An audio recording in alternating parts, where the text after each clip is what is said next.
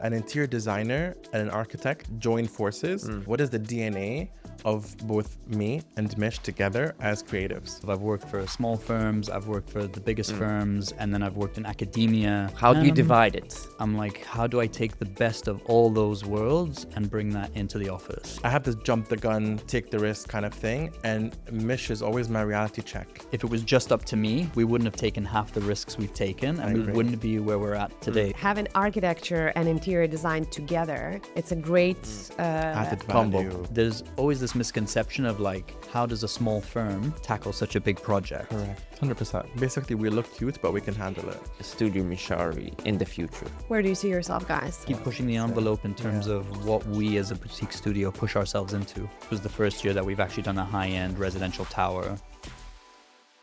Hi, Shad. Hi, Valeria. How are you? I'm good. How was your week? My week was interesting.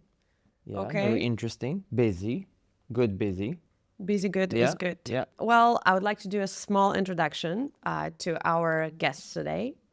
And as we know, in design world, creativity is your biggest asset, but it also can be a challenge. And today we are diving into how our guests mastered this balance. Before we dive in, please make sure you're following us on Instagram, share this reel, or tag us with your thoughts. Or drop below a question you would like to ask our next guest, and we make sure we share it in the upcoming episodes. Our guests today gained the recognition for their innovative design, covering different projects in GCC region, from commercial to residential. With their storytelling and functional design, we would like to welcome Meshary Al Nassar and Mishari Awadhi. Welcome, guys. Thank you for coming. How are you? Good. How are you? Thank you for having us. Yeah, thank you so much for having us. Indeed, a very interesting episode. But before we start, please don't forget to subscribe on our YouTube channel, follow us on Instagram and Spotify. Great to have you here, guys. Thanks. Thank you for coming. Thanks for having us. Amazing. Mishari, you started Studio Mishari some time back now. 2018. 2018. Yeah. Amazing. Tell us a little bit, how did it all start? Big story. Go for it. So the studio started by coincidence, actually. I just graduated from uni, and everything just happened by coincidence on Instagram. Instagram was like the tool that I used to showcase my my life as a design student. And throughout that, there was a lot of curiosity from the Kuwaiti community, and people kind of continued to watch what I was doing. And then 3 months after graduation, I got a couple of requests to design projects in Kuwait through my actual dentist, who's been following me the entire time I was a student. While It was like- actually studying, still being at university. Literally. I had braces on and I used to go monthly to Kuwait and he'd say, what are you doing in school? I'm like, I'm doing really well in design school. So he's like, once you graduate, I have a project for you. So it worked out. I literally got a project from him, a really big project, was my first. And That was easy. It wasn't easy. I was freaking out. I literally was like, what does this guy want from me? I don't even have a team. I just graduated. So I had to kind of put my plans to do my master's degree aside and just do this. And things just went really, really fast. Within 2 months, we have a team and an office space. And we started very humbly. Like at the beginning, it was just like a portable internet router and like one printer, and that's all we had. And things just moved really fast for us, honestly, really, really fast. Residential happened for us a lot in Kuwait as well. And then within 6 months, I decided to put out a product line collection. The collection that we did at the beginning, it was the stone sculptures that we did. And soon after that, when it got recognition from the design scene in Dubai, things took off, and here we are. Very interesting. How was Kuwait design scene back then? I mean, back then. Well, and it's not that now- long ago. It's actually No, like just yeah. 7 years back. I personally think that the design scene in Kuwait is the best in the region. I think Kuwait and Lebanon's design scene is extremely interesting in terms of like the talent that's there. Kind of they're pushing the boundaries with what's going on. The materials that we don't have access to like international materials all the time. So the design scene is working with what they have. And I think honestly, it's very interesting there. What do you think of the Kuwait? Yeah, I think the interesting I noticed about Kuwait is like the amount of like skilled craftsmen you have there. There's a lot of like amazing carpenters and plaster workers and things like that. You mean And- from the Interesting. old times? yeah, till that have been today? there Generations. have been there generations, Yeah. and they've kind of helped develop Kuwait design scene kind of from the back of house kind of aspect of it. The artisans as well. Like there's a lot of artisans. Yeah, there. there's a lot of like hidden talent in Kuwait that when you're in the design scene, you kind of fish them out and you look for them, and when you find them, you hold on to them with dear life. Sure. And yeah, Do you guys think that we see all of Kuwait's talents? I feel like we don't really No, you guys hear are so much seeing, about like, them. 1%. There's like 1% of it is exposed. There's people who have been in the industry for 10, 15 years. And they have no interest in getting exposure in the international community. Until recently, we started seeing true. some Kuwaiti friends who are in the industry wanting to be out to the international market. But no, I think most of it is just like kept and hidden. Yeah, true. Kuwait tends to be a little insular with the design scene. Like, there's Interesting. plenty of work going on there. Therefore, it's like stay in, keep cycling, keep doing the work there, and yeah, it pumps out some incredible work though. I mean, in certain fields, I'd say that definitely the top in the region, if not internationally. Honestly, it was very scary, like to enter a market like that. Like I entered that market at a young age, and our competitors, who are our friends, are people who have been in the market for like 20 years, and they have incredible portfolios of projects. It's insane. Like you cannot compete with that.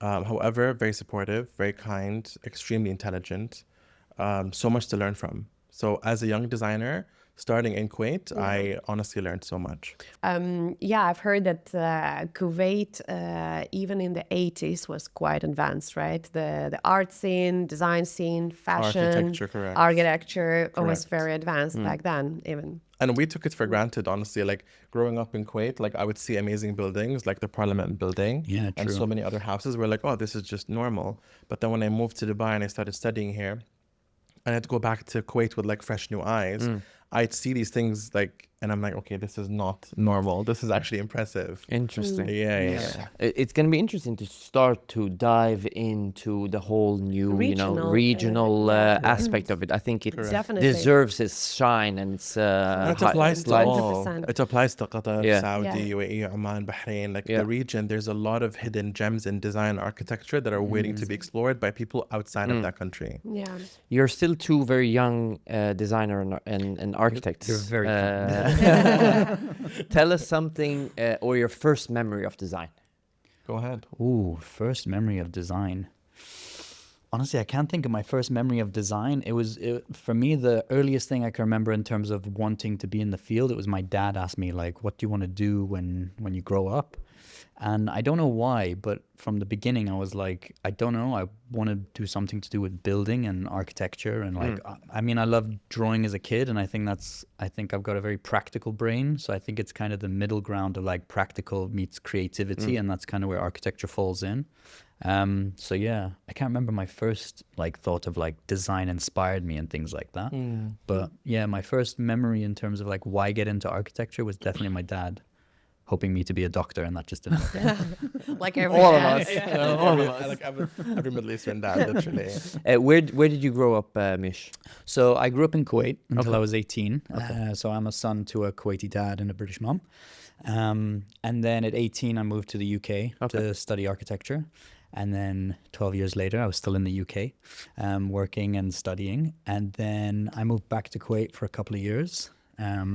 And then I moved to Dubai. That's in where we met, 2021, actually. yeah. We met in those 2 years. Just before COVID. Yeah, correct. Tell us, guys, a Amazing. little bit about your, how you How did you guys joined merge? joined the forces. It's such a surreal story. I feel like I don't get bored of like mentioning this story ever. I was in Kuwait and my career was taking off and I was feeling confident about everything I was doing, and I was showcasing my pieces in Paris, and I was in Kuwait for a month before going to Paris.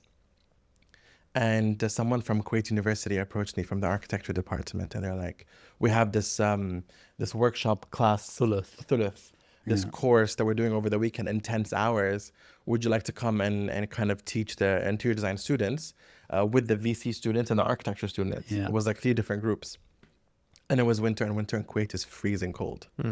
And it was winter. Every morning I'd wake up and I'd go to meet those kids.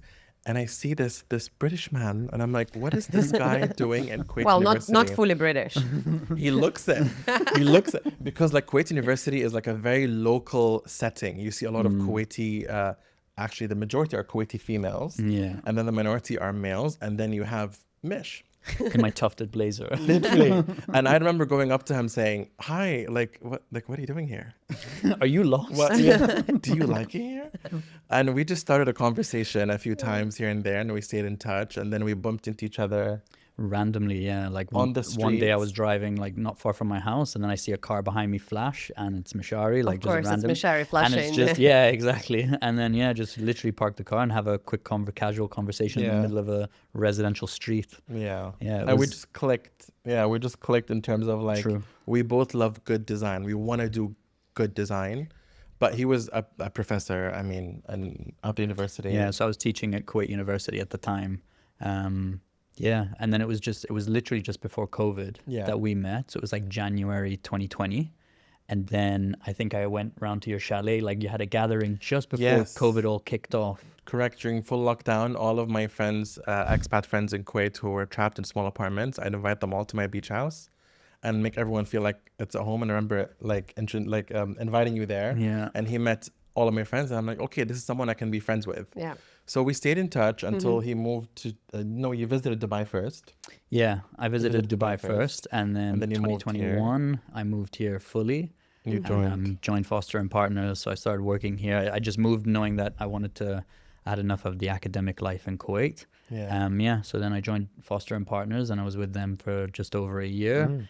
And then We're during having that dinner one time, day. you moved over here as well, Yeah. and we started like slowly moving yourself, Yeah. and you had the idea of like you want to open your studio here.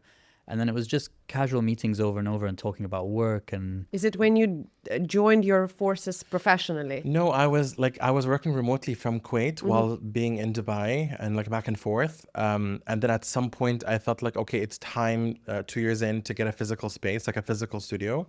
So I was telling him about the spaces I want to get and the idea and the vision of the studio in Dubai and how I can implement a vision, like a specific vision for it. And we were having dinner in my apartment back then.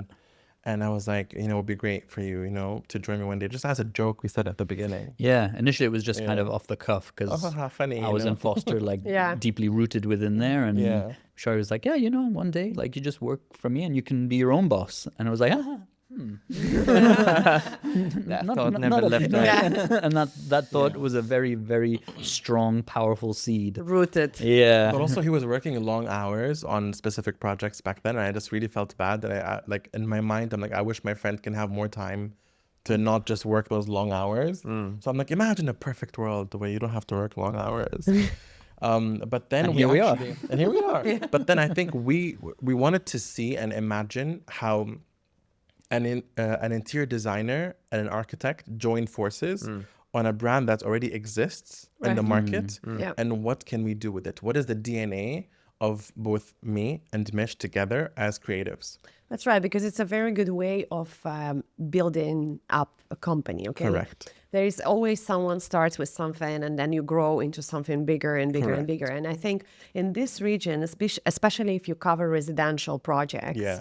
then having architecture and interior design together, it's a great Added combo. value. combo. Very Yeah, it's a great great... combo, yeah. And to do it Added in a value. non-commercial way, to do it in a niche boutique way. Exactly. Yes. Yeah. So, Mish, your background is architecture, as we understand now. Yes. Architecture and urban design. And urban Yeah. design. Amazing. Yeah. How do you feel that your past experience what has your past experience brought into the studio now? And how do you guys feel that you guys are merging together? How do you divide it? I mean, in terms of my past experience, I'm kind of a jack of all trades when it comes to the architecture scene in terms of I've worked for small firms, I've worked for the biggest firms, and then I've worked in academia. Exactly. So like I've kind of been in all sides of it. And I think when it comes to the business, I'm like, how do I take the best of all those worlds and bring that into the office? So not the long hours of the corporate world, but like the structuring of a corporate company, because they do structuring the best, but Yeah. then the intimacy of the small businesses and like the team relations that I experienced when I was in a smaller office.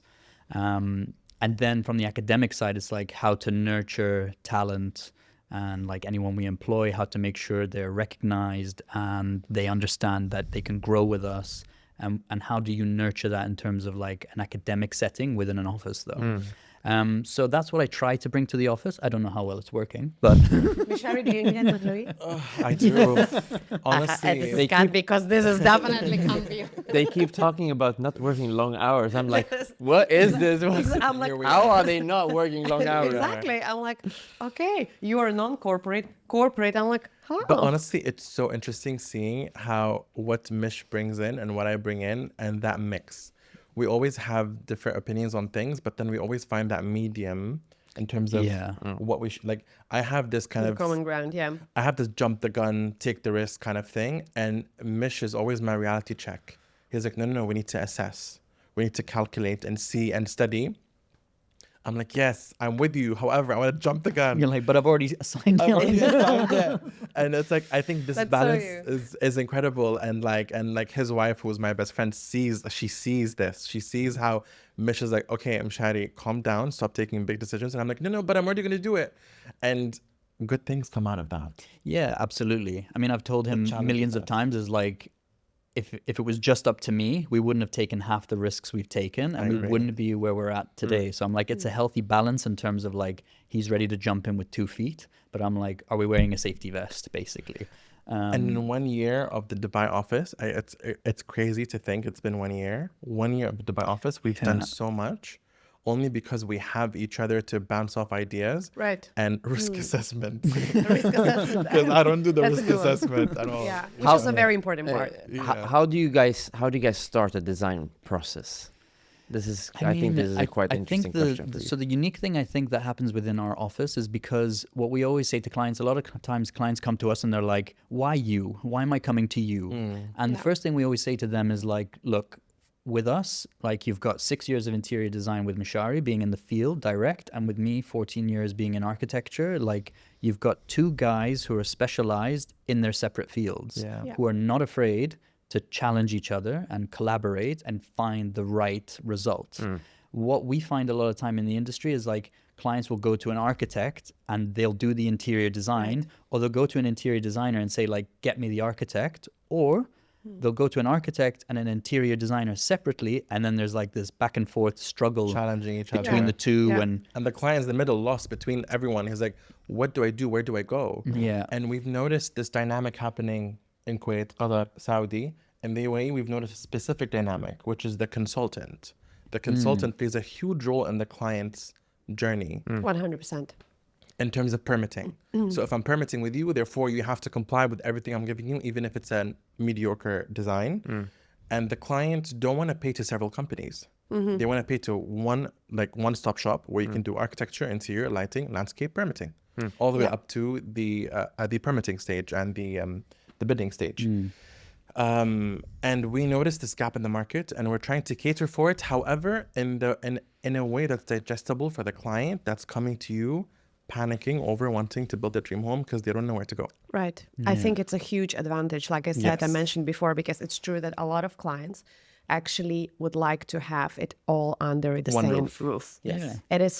It's so important, because to get together 2 companies, 2 different companies, and bring them together and make sure it works like in a coherent way, it's really, really difficult, along the way. But if you have everything under one roof, it's much harder when it comes to the bigger scale project, of course, because it's all divided between so many companies, right? But if it's your personal space, if it's a residential, especially project, It's very intimate, very personal. it is so Yeah, intimate. and clients come to us, they want that personal like kind of connection. Like we have clients coming in pregnant or just give birth, or a young couple that just got married, and every opinion matters, every step matters for them. And me and Mish love people so much, like we actually love our clients and we love people. So when they come to us, we want to make sure that they feel welcome and they feel seen and heard. So it's always a collaboration between us and the clients, and we love them genuinely. They're all incredible. Yeah, I also feel like your office, your space is very welcoming. It's very homey. It's yeah, so well we styled. like Intimacy. the thing that like hurts us the most is we've had a few clients come in and they're like, I'm designing my home and it's a car crash and I'm not enjoying this and it's stressful, and we're like, we hate that like you're doing something so important for yourself, like building your home, and you're not enjoying the process. Like, so for us, we always try and make the client's experience such a comfortable one, Enjoyable. even to the point of like nice scented candles when they come into the meeting, and like it's a calm environment, nice We music. want them to look forward to the meeting. Yeah, and literally it's coming to the point where like our clients are like, damn, the project's finished, I miss hanging out in the studio. Yeah, we miss you guys. And that is for us is like the greatest kick, because that means like they enjoy coming to us, they enjoy working with us, and we build a relationship with our clients. And in terms of like how we then, like back to your point, in terms of like how do we start that process, we literally have like a client briefing where we're like, tell us who you are. When I Like, get to know you on a personal level. I don't want to know like necessarily like what you're looking for in the house. I want to know who you are. Like, what do you do in the morning? Are you a morning person, an evening person? Do you like sunlight in your bedroom? Do you want the curtains drawn? Yeah. Host, Do you you like have black? pets. I actually wanted to ask a little bit more about the client briefing, because all our guests on the podcast, they do pretty much the same. How does it happen to you? Like, some people gather the pictures, some people, asking a questionnaire, that you would put all your favorite artworks, Yeah. or would you like to have a art consultant? How does it work for you? So we already have like a pre-brief when they first approach us, where we kind of get to know them a bit and they get to know more about us. When they sign, and then there's a client briefing, as in a kickoff meeting, that's when we kind of, I would say, pull the guns out, which is basically the fresh flowers and the bukhur and the coffee and the intimacy and the jazz music. You have to put them in the right setting. It's very sensory. When you come to our studio, I love it. it's very sensory. Yeah. And we don't want them to feel intimidated either. No, you don't want corporate. coming to you and like I'm this like guru that's all knowing and all seeing. Like, no, I'm a human being like you. We have our quirks. You have your quirks. I need to understand your quirks to do the right job for you. Like, we have a lot of clients who ask us like, look, before I sign, can you give me a sketch of what you're imagining from my house? And we always have to say to them like, I'm sorry, no, because we will only come up the design after I've spoken to you. Like, how am I supposed to, like, I don't have a preset design in my head. I'm just going to throw it on a piece of paper regardless of who you are. Like, if you tell me you're a person who hosts, or you're a person who's like, no, I like my man cave, that will completely alter everything. Yeah. I don't have these preset designs that I just pull out the drawer and like, that's your home, done, out, Yeah. thank you. 100%. Every little thing matters. Kids, Yeah, pets, exactly. your collection, Future your kids, art. Yeah, like- future kids. Like, every little thing But matters. for us, I think it's the very intimate personal process, and you test the waters and you get to know them. And you need to also test, if it's a couple, who's the decision maker, who's the indecisive one. You have to cater for those exceptions. Yeah. Like, we really have to see our clients to be able to design for them. And I think in Middle East it's quite extended. Yeah. Yeah. You wanted something spicy. But you know what's interesting? 99% of my clients in Kuwait were Kuwaiti. In Dubai, our first client was Filipina, married to a Colombian, Argentinian. Love them so much. It's interesting how we get to interact with people from different cultures, how they approach design, how we approach them. Talking about different clients, the design scene in GCC is quite distinct. What makes us different from the rest of the world? As you said, is it the fact that we have so many different nationalities? It's a melting pot, and you literally have to cater to all kind of people, right? Yeah. Whether it's Middle Eastern or Russian, or as you said, Colombian, European. What is it that differentiates us from? I truly think residential design, everyone from every background approaches it in a very similar way. They want to build a home. They want to have an enjoyable process to build a home.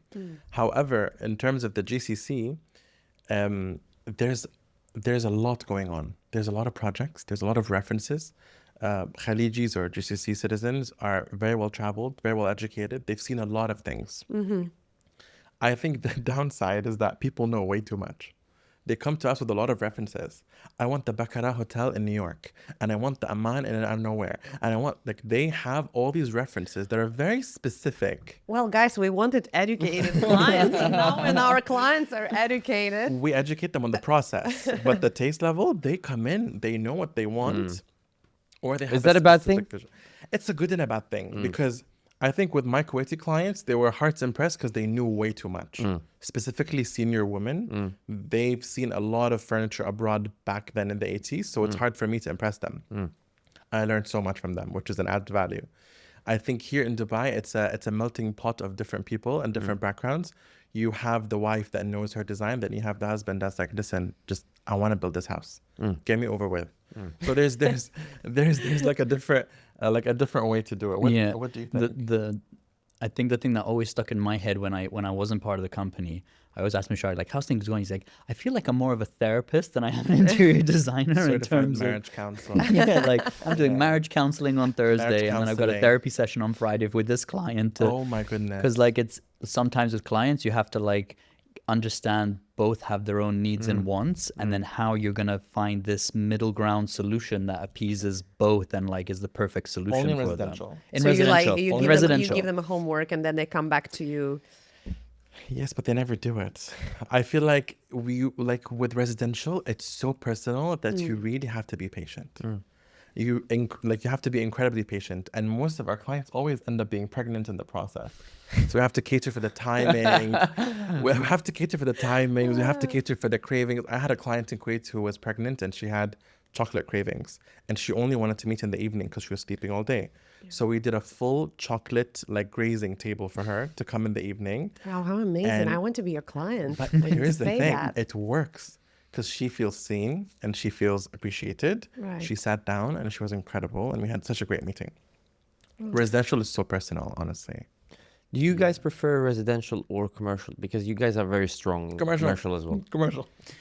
I mean, I think for me, when it comes to the architecture side of thing, the residential is always a really exciting thing. I think, especially for us recently, we're really exploring kind of the cultural aspect to it in terms of how we get clients to understand that there's a context to work within. And we're really enjoying like the new languages we're exploring within the studio, and the residential scene allows us to do that, I think. Especially with the clientele we've been pulling in, they're kind of like, we had a client, for example, they're like, look, I love Sharjah. The language of Sharjah is beautiful, but can you give me something that works for me in a contemporary way today? I don't want pastiche. Like, I don't want something that's kind of from Sharjah, but built Here today. comes educated client. Yeah, Amazing. yeah, exactly. So they actually came in. This was the first time a client's actually come in with us with like a project brief, and they're like, "This is who we are. This is what we love. Wow. This is what we want as a program." I love And that. as soon as it came in, I'm like, Wow. "We're signing them Because by hook or by they're crook." they're so yeah. like this They client took it. came in. Yeah. good. Some people are very prepared. Huh? Yeah. No, but they're Unbelievable. over prepared Yeah. to the point where they had the margin bracket of the square meter from the contractors. They had a plugged-in budget for the entire house, and then they worked backwards, allocating square meter per room, Yeah. and a program with a mood board Now detailed. that's advanced, and I Yeah. hope Yeah. every client It's out there. It was Amazing. like a residential Listen. project, but like a commercial contract. It was like, this is what we want and everything. And We didn't have to even like have a briefing with them because they came in. They're like, we have a dog named I don't know what. And we have one kid, and he loves these things, and we traveled these places. This is us. Now let us tell you about our budget and our program. And I think honestly, genuinely, young Khaliji couples are coming in strong. They're incredible. Most of the ones we've had, they're so like to the point because they want to build a dream house. However, buying a property or like building a house at this time as a young couple is not as easy as back then. Yeah. Back then it was so Yeah. easy. Yeah. Now you have to put extra work and time and effort and savings to build your dream home Right. at this age. So they come in prepared. They come in extremely prepared. Yeah. So to answer your question, back to the point, the briefing, I think it's that intimacy and get to know them, but they also come in prepared with everything. I had a client come in with printed Pinterest pages, like printed, one image per page. She's like, this is what I want. She's ready. But we have to challenge her. Yeah, That's of why she course. came in. Yeah. Yeah. And that's where like us as the creatives, like you always have to challenge your client. Yeah. Like even with that client, we're like, have you thought about a pool or an outdoor shower or this or that? And they're like, we never thought of that. Outdoor storage is always the big one. Storage is No one ever always thinks the of one that you storage. don't wanna Compromise on that, no. Walk-in wardrobe. Yeah. We've got some stories on walk-in wardrobes. Interesting. Like actually, an interesting point is we always mentioned is the understanding of space in each culture. Like in my clients in Kuwait, 6 by 12 meter duplex is a walk-in closet. Duplex. That's our walk-in closet. In Dubai, it's like specific clients are 4 by 5. Yeah. Then we have the 10 by 6. Like it depends on like the cultural background of what they think is a walk-in closet. I want Yeah. to know what's the walk-in And their lifestyle. closet of a Russian. You need to tell us Of a that. Russian We client. need to know that. You need to know But then that, it depends exactly. as well, like their lifestyle. Like we had a client who was a minimalist, so they're like, I need 3 cupboards. 3 cupboards, literally. Like they know exactly how much space they need I because know how many shirts I have. yeah, I know how many exactly. pants Like I have. currently I occupy 3 cupboards and it will stay as 3 cupboards. So I need 3, they need 4.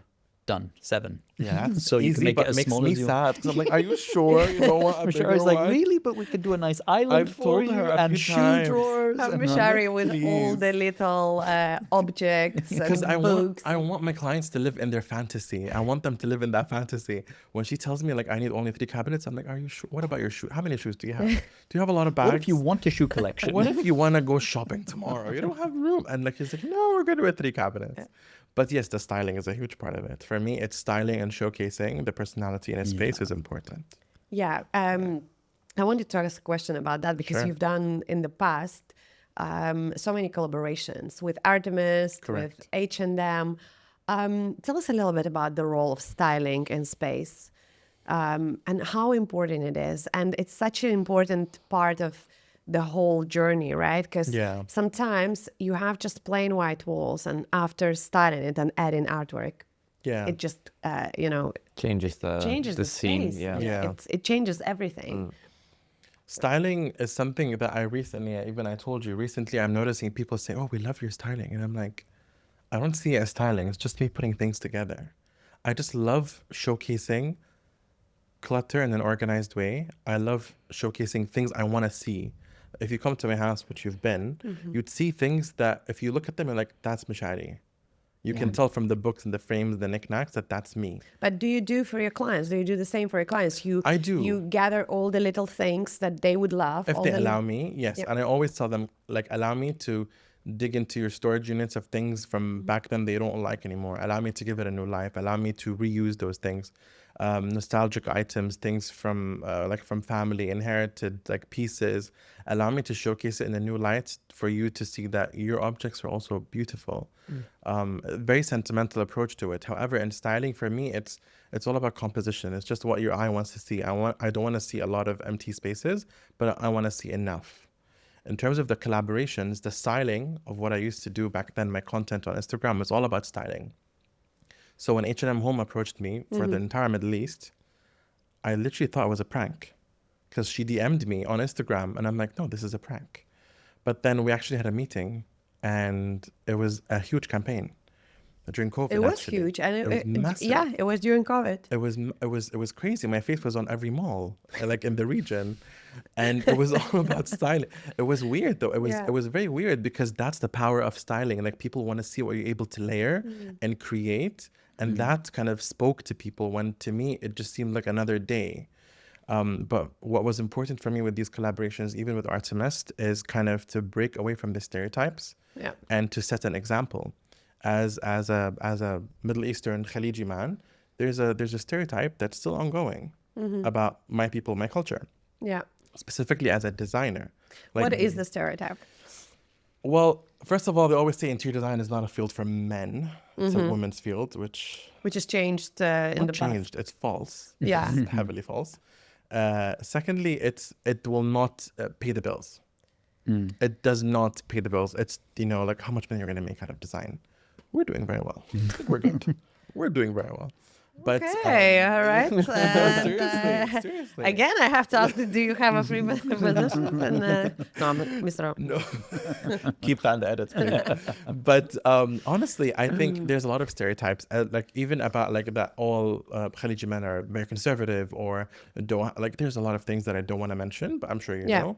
For me, I want to be the example of any Khaliji man or woman, girl or boy growing up who want to be a designer and can actually be on a global platform. Here's an example. Yeah. I'm doing it for you. I'm also doing it for me as the child version of me wants to see it. We're breaking the boundaries. Yeah. 100%. So for Art Semester, as you've seen, it was an incredible opportunity, and Yeah. I love the team. We both and visited. It was really, you did. really, Thank you yeah, for yeah, coming. Very yeah. nice, Thank very you. nice place. Yeah. But I think it's all about representation for us, because again, we're two and Kuwaiti we guys. were very proud Thank you. of Thank you. yeah, our colleagues and Thank you. designers. There was a lot of from the region. people from Dubai actually Yeah. on There that. was very we had impressive. That was very Rania from interesting. VSHD also with us at the Art Semester. Yeah. I love Rania's work. But I think, again, representation in our industry is very important for everyone. But for me personally, it's breaking away from the stereotypes. Yeah. I want to go back a little bit towards commercial, because before you raised your hand, you Love said, I love commercial. commercial, I Yeah. love Love commercial. But we never spoke about it. Yes. Yeah. I think you guys are very talented in commercial and strong. So Thank you. how do you guys approach that? I mean, with the commercial aspect, there's like two ways to approach it in terms of, I'd say the advantage of the commercial is there's a benchmark. So for example, a client will come into us and they'll say, I have X commercial project and I want to be the best in the region. I want to be different. I want to be, you have a market that you can research to use as markers for them. If you want to be a specific kind of restaurant, this is what the industry is doing. This is what the top restaurants are doing. You need to have these X requirements. So you have a benchmark to, like, first of all, pragmatize the project for them to understand the deliverables and how you approach the design. But then the next part is then the creative, exciting part of it. And that is for them to understand, for us, we need to understand your brand. Like, Yeah. who are you? What is the identity of this? What do you want this to represent from you if it's your thing? Or what do you want it to represent if it's like a separate entity and it's something that you want to have its own life? So those are the two ways we approach it in terms of, one is to understand completely how we design towards the brand identity, but then also how we make sure that the client is getting something that when they go to market, it's something that's going to deliver on what they were hoping Yeah. for. For example, this actually taps into like this week's incident. We had a client come in to do a commercial unit, a coffee shop, and they didn't have proper branding or brand identity or guidelines, their brand. I can't help you with design if you don't have a clear, strategized brand identity. What are your primary colors? What are your secondary colors? What's the entire strategy of your identity for this coffee shop? So how do you approach it if a client We comes refer on? them to a graphic designer. Go get it done. Come back to me. That's how I can help you. Otherwise, we will be designing something for you. Then that needs to go into a graphic designer, and it's all gonna be hodgepodge. And you don't want that. Yeah. Yes. Yeah. No, because some of the companies actually have branding as part of their packages. Correct. Right? correct. They, I know that there are some Correct. companies that do that as a part of, Correct. added fees. and My everything. my branding for my company was done by one of my friends. I love her work so much. So whenever a client comes in and does not have a specific graphic designer to work with, we refer them to a friend. Yeah. Or we tell them, pick someone you trust and like, and we will happily assist you throughout the Yeah. entire journey. That's in terms of commercial, like F&B. However, commercial, our recent big experiment recently has been very interesting. We worked on projects that are like larger than the usual, and we really tested. When you say larger, what do you mean? Larger in Put that in a nice, scale? So normally for us, like when it came to the interior side of things, we're normally in the resi kind of F&B kind of scale. Yeah. So this was the first year that we've actually done a high-end residential tower. That we Okay. can't talk about in terms of naming, but Big So are we talking LAs. about branded residences? not branded residences, but like Or just commercial, resi-com, commercial property yeah. that we were. We can't say much. Yeah, no, we're not gonna We were Pull it lucky. out from- pull it out. We were lucky to win the bid, and it was one of those projects that, as Mishari said, like jump in with 2 feet, and I was like, this is a That's from exciting. from the corporate world. I was like, let's read the contract, let's do these things. But yes, because there's always this misconception of like, how does a small firm tackle such a big project? Correct. But the reality for me was, look, I've worked in all the big practices, and it's always a team of 6 Yeah. or a team Yeah. of 7 and That's 8. right. And then you get a couple of guys to string into the team when you need to deliver, and then you offload again. Yeah. So it's not like small firms who are 0 to 10 staff can't handle a big project. If they've got millions of other projects ongoing, then yes. But you Basically- can handle bigger work. Yeah, correct. 100%. Basically, we look cute, but we can handle it. Yeah. Generally. And that's kind of like, a lot of people always ask us like, oh, are you trying to grow to like 50 and 100? And we're like, no. You still want to stay. We are in the very same aware boutique of like size. we are a boutique studio, and that's what we love in terms of presenting ourselves as. We don't want to grow to a point where like we lose that intimacy with our clients, that we lose that intimacy in terms of our studio space. But I actually think that working on commercial projects, even the scale is so big, right? It's still much easier than, working on It residential was projects. so much fun. It was my Yeah. first time doing a residential tower, high end, with a massive client, and it was really enjoyable. It was new to me. For Mish, it was a piece of cake. For me, it was like, oh, this is very interesting how they do it. Guys, I wanted to ask you one question. Well, specifically you, Mishari, to be honest, because you're very much you post a lot on social media, right? And social media changed overshare. everything. I Well, overshare. I don't want You to can say tell me I overshare, Valeria. I didn't want to say that. But in the past like 5-10 years, social media changed everything. Correct. Like including interior design. Correct. We've learned about Middle Eastern designers, about North American designers. Correct. How do you guys use social media in your work? Does it bring you clients? I mean, don't And ask me. Do you think that's a strong marketing tool? It really is. And for us, as much as we used to have a very polished Instagram account a few years ago in Kuwait, my personal account, as you have known, has more traffic and more people wanting to see, and they're curious about it.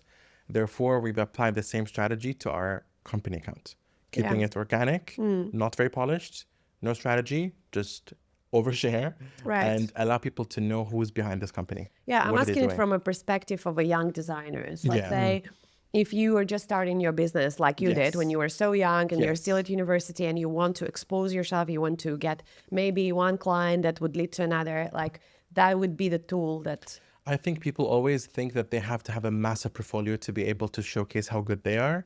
You don't need that. Show your skill. Show your skill set. You don't need to have built projects and completed projects for you to show that you have a vision and you have a Yeah. skill set. I don't know if you agree with me. No, I absolutely agree with you. I think the big thing in terms of like for new designers coming into the industry, there's a lot of this everyone's going to see it, therefore it has to be perfect. Yeah. And I think maybe that's how you started out in terms of like, I can't put up anything that's not polished. Whereas now we're like, just be honest in terms of your process. Like Yeah. we're happy to show clients the sketches and the mess that kind of Yeah. happens in the studio, because that's the only way you end up with the polished product. If you Yeah. don't start with that, Yeah. you'll never get to the end. Yeah, be vulnerable. I think how I see it and how I feel we ask our clients a lot and say we want to know you, but it's also turntables in the way from the client's perspective. They want to know us. Of course. They want to know who we are. They want to know Correct. do They we wanna feel vibe? comfortable working Yeah, with you. exactly. They want to know. Can I deal with you? Because Yeah. I'm gonna be hanging out with you For like a good for- 2 to 4 years. Yeah. 4 years. yeah, depending That's on the true. project. The personal Yeah. connection and the So- bond is important. With the So clients. also making it a little bit more personalized can Yeah. help the client to get a view of okay, who is this studio I have in front of me or this person, Yeah. So Yeah. So, I yeah, 100% agree. I think that's also one of the reasons for why we are all diverting a little bit. You guys are very, how do I put this? You guys are very known for materials and your colors and the way you guys use colors. And even for earthy and the so- famous brown, mocha brown, The famous Pantone mocha color brown. We made brown 2025. famous. We made brown famous. You heard it here first. So tell us a little bit then about this 50 Shades of Brown.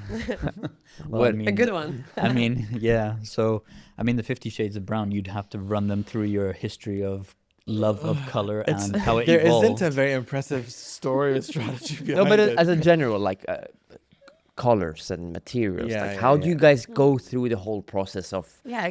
this is the color that we want to work with?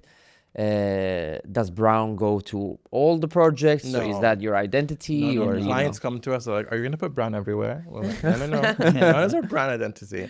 We enjoy colors that are easy on the eyes, be it neutrals or actual colors, as long as it's like desaturated Or and earthy, soft I or would- earthy, yeah. Correct. muted colors. We love muted colors in general. I think they're easy on the eyes, and we layer. We experiment a lot. In terms of the color brown, I rebranded twice. I went from Wabi Sabi beige before it was famous, and then I changed it when it became very famous, and then I went to terracotta, clay orange, and then brown. For me, brown, honestly, this, I don't know how you guys will take this, but I love my dog Elio and he's brown, so I'm like, brown. So it worked. It's as simple as that, I swear to God. There's no strategy. You find inspiration in everything. I'm telling you. Find inspiration in everything. Like he was sitting under the golden sun. I'm like, what a pretty color. So brown it was, and then the car followed, and then the interiors and the branding, and now everyone sends us like things on Instagram saying this is brown. All It's the so you dog guys. lovers will be like, we hired I these guys. know. That's it. He's But a I huge think part I of think it. it pays, like it's echoing that thing of like it's part of you that Yeah. happens to then just show the honesty in terms of the office that. And now everyone says, did you pick Elio as a dog because he's brown? Yeah, exactly. Intentionally, I'm like, maybe I did. Or the studio was So brown the because of the studio, dog. who came Which came first? first, the Elio or the brown? So tell us, where is Studio Mishari in the future? Where do you see yourself, guys? What is your plan for the Are you gonna stay brown, or are you gonna change color? We'll always stay brown. You always say Brown at heart. Brown and evolved. We've had actually this big question recently, strategizing. We have a very exciting year coming ahead for us, honestly. We have so many things we're planning. Yeah, I mean, for us, it's always we plan for now. Let's see where we are in a year, and we'll replan. But we've always got like the 1, the 5, the 10. Right. But for us, I think we're enjoying where we're at currently.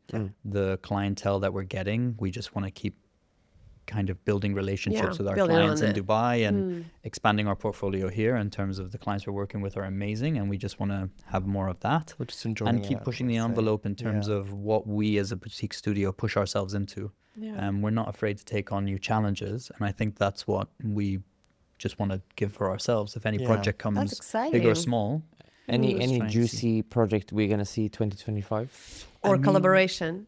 Is there something you can give us, guys? Give us, I mean, give us so- something. fingers crossed, no big commercials. The name of the tower. The name of the tower. So the thing we're excited about this year is we've got like 3 to 4 residential projects that'll be our first in Dubai, Being Dubai, built. Sharjah, and Abu Dhabi. So that's what we're really excited for. in With terms amazing of- clients. We love them, yeah. honestly. So those are the projects now that we're kind of excited that they'll get through planning permission, and we'll get Yeah. on site and we'll get them built, and we're really excited for that. That they'll be our first like homes built in Dubai. Wow. Nice, So, yeah. yeah. Super We're exciting. excited for that. Well, guys, I mean, time passed so fast flew. with two of you, Flew. honestly, like today, super fast. But in the end of each episode, we're asking our guest a question from a previous guest. Okay. And the question is, if you could work with one artist or architect from the past or, from Present. the present, yes, who would it be? Do you want to go first? For me, it's Constantine Brancusi. I love his work. It speaks to me. Nice. Yeah. For me, if I could learn from someone, it would be Carlos Scarpa. It's just something about his architecture that, yeah, I would want to learn from him for Love sure. Scarpa as well. Yeah. So imagine Scarpa. Scarpa and Brancusi working together. Yeah. That's Yeah. the mix. Interesting. And then you get That's Studio the future Mishari. of our studio. In brown. Interesting. Why Got Scarpa? it. Why Scarpa? Scarpa, for me, he's just a master of like not only the detail, but he nails materiality. He nails like very whimsical and like beautiful like moments within the design. Like he designs spaces that like every corner is its own like moment, and he just crafts spaces so beautifully. So for that reason, like definitely want to pick his brain. Yeah. That's a really nice answer. So, what would be your question for our next guest? Ooh, question for the next guest. If I could ask someone what I would ask a designer, like, what is the legacy you want to leave behind? I think that's a That's question I'm always curious about designers, like, to what end? Like, for what reason? Like, you're what's- doing all. what are you doing yeah. all this for? Yeah. What's that when you like bow out of the industry in 50, 60 years It's the from end now? goal. What's your legacy? What do you want to leave? Is Yeah. it just buildings, or is it a personality, or is it a revolution of design? Or maybe nothing. Or maybe nothing. Maybe, you it's want just to everything is Yeah, changing so fast. exactly. Yeah. Yeah. Very nice. Guys, thank you so much for taking your Thank you. time. Thank you for coming. having us. Yeah, Such a Thank great you. was a time. real It's been fun. pleasure. Thank Honestly. you, guys. Always Appreciate nice it. to speak to fellow architects and designers. Thank you so much. Great. Thank you.